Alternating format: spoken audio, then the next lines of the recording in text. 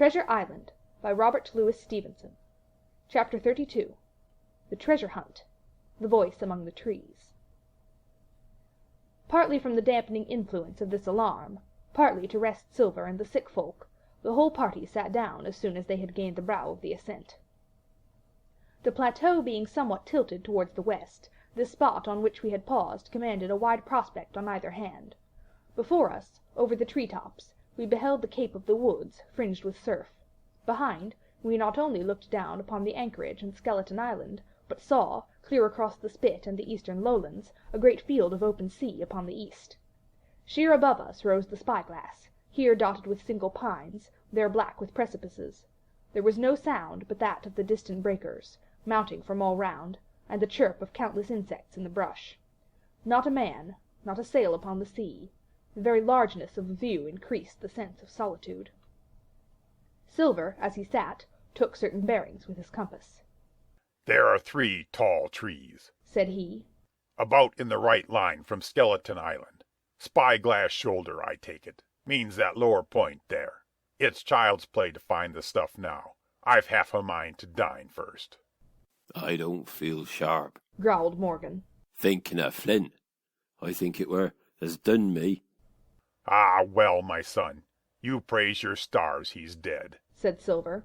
"He were an ugly devil," cried a third pirate with a shudder. "That blue in the face, too." "That was how the rum took him," added Mary. "Blue. Well, I reckon he was blue. That's a true word." Ever since they had found the skeleton and gotten upon this train of thought, they had spoken lower and lower, and they had almost got to whispering by now, so that the sound of their talk hardly interrupted the silence of the wood.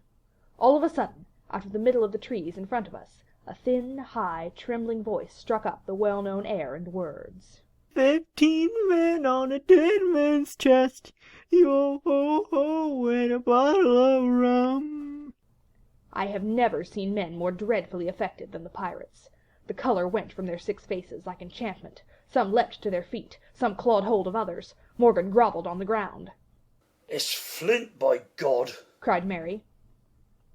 The song had stopped as suddenly as it began, broken off, you would have said, in the middle of a note, as though someone had laid his hand upon the singer's mouth.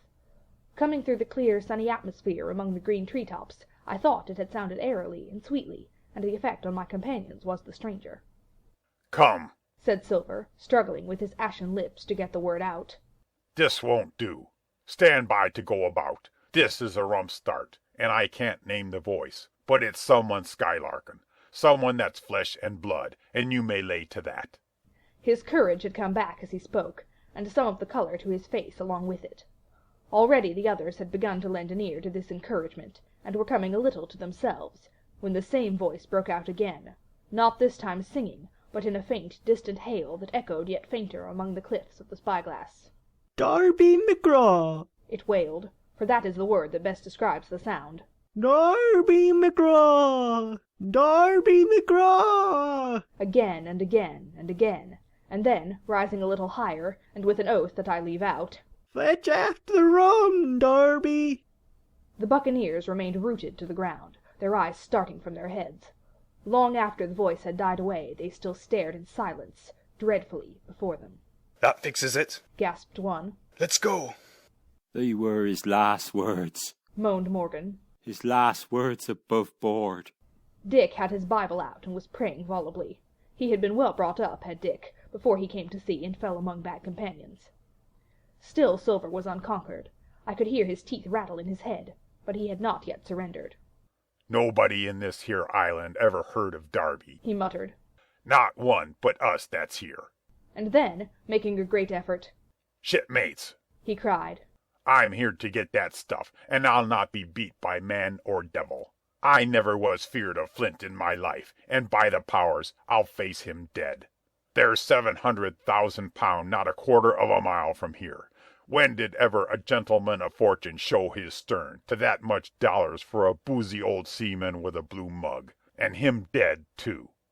But there was no sign of reawakening courage in his followers, rather indeed of growing terror at the irreverence of his words. "Belay there, John," said Mary. "Don't you cross a spirit." and the rest were all too terrified to reply. They would have run away severally had they dared, but fear kept them together, and kept them close by John, as if his daring helped them. He, on his part, had pretty well fought his weakness down. Spirit? Well, maybe, said he. but there's one thing not clear to me. There was an echo. Now, no man ever seen a spirit with a shadow. Well then, what's he doing with an echo to him, I should like to know. That ain't in nature, surely. This argument seemed weak enough to me, but you can never tell what will affect the superstitious, and to my wonder George Merry was greatly relieved. Well, that's so, said he. You've a head upon your shoulders, John, and no mistake. 'Bout shipmates. This crew's on a wrong tack, I do believe. And come to think of it, it was like Flint's voice, I grant you, but not just clear away like it, after all. It was liker somebody else's voice now. It was like... By the powers, Ben Gunn! roared Silver. Aye, and so it were, cried Morgan, springing on his knees. Ben Gunn it were. It don't make much odds, do it now? asked Dick. Ben Gunn's not here in the body any more'n Flint. But the older hands greeted this remark with scorn. Why, nobody minds Ben Gunn. cried Mary. Dead or alive, nobody minds him. It was extraordinary how their spirits had returned, and how the natural colour had revived in their faces. Soon they were chatting together, with intervals of listening, and not long after that, hearing no further sound, they shouldered the tools and set forth again, Mary walking first with Silver's compass, to keep them on the right line with Skeleton Island. He had said the truth. Dead or alive, nobody minded Ben Gunn. Dick alone still held his Bible, and looked round him as he went, with fearful glances, but he found no sympathy, and Silver even joked him on his precautions. I told you, said he. I told you you had spoiled your Bible. If it ain't no good to swear by, what do you suppose a spirit would give for it? Not that. Not that. And he snapped his big fingers, halting a moment on his crutch. But Dick was not to be comforted. Indeed, it was soon plain to me that the lad was falling sick, hastened by heat, exhaustion, and the shock of his alarm. The fever, predicted by Dr. Livesey, was evidently growing swiftly higher. It was fine open walking here upon the summit. Our way lay a little downhill, for, as I have said, the plateau tilted towards the west.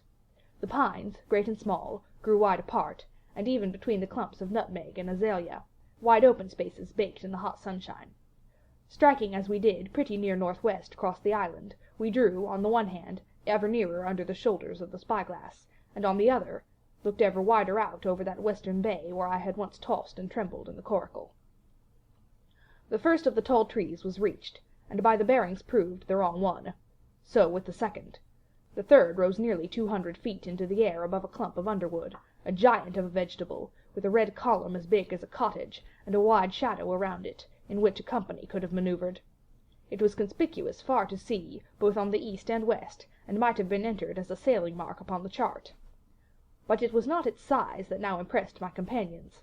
It was the knowledge that 700,000 pounds in gold lay somewhere buried below its spreading shadow. The thought of the money, as they drew nearer, swallowed up their previous terrors. Their eyes burned in their heads, their feet grew speedier and lighter, their whole soul was bound up in that fortune, that whole lifetime of extravagance and pleasure that lay waiting there for each of them. Silver hobbled, grunting, on his crutch. His nostrils stood out and quivered. He cursed like a madman when the flies settled on his hot and shiny countenance. He plucked furiously at the line that held me to him, and from time to time turned his eyes upon me with a deadly look. Certainly he took no pains to hide his thoughts, and certainly I read them like print. In the immediate nearness of the gold, all else had been forgotten. His promise, and the doctor's warning, were both things of the past, and I could not doubt that he hoped to seize upon the treasure, find and board the Hispaniola under cover of night, cut every honest throat about that island, and sail away as he had first intended, laden with crimes and riches. Shaken as I was with these alarms, it was hard for me to keep up with the rapid pace of the treasure hunters. Now and again I stumbled, and it was then that Silver plucked so roughly at the rope, and launched at me his murderous glances. Dick, who had dropped behind us and now brought up the rear, was babbling to himself both prayers and curses as his fever kept rising. This also added to my wretchedness, and to crown all, I was haunted by the thought of the tragedy that had once been acted on that plateau, when that ungodly buccaneer with the blue face, he who died at Savannah, singing and shouting for drink, had there, with his own hand, cut down his 6 accomplices. This grove that was now so peaceful must then have rung with cries, I thought, and even with the thought I could believe I heard it ringing still. We were now at the margin of the thicket. "Huzzah, mates, all together!" shouted Mary, and the foremost broke into a run. And suddenly, not 10 yards further, we beheld them stop. A low cry arose. Silver doubled his pace, digging away with the foot of his crutch like one possessed, and next moment he and I had come also to a dead halt. Before us was a great excavation, not very recent, for the sides had fallen in, and grass had sprouted on the bottom. In this were the shaft of a pick broken in 2, and the boards of several packing cases strewn around. On one of these boards I saw, branded with a hot iron, the name Walrus, the name of Flint's ship. All was clear to probation. The catch had been found and rifled. The £700,000 were gone. End of chapter 32.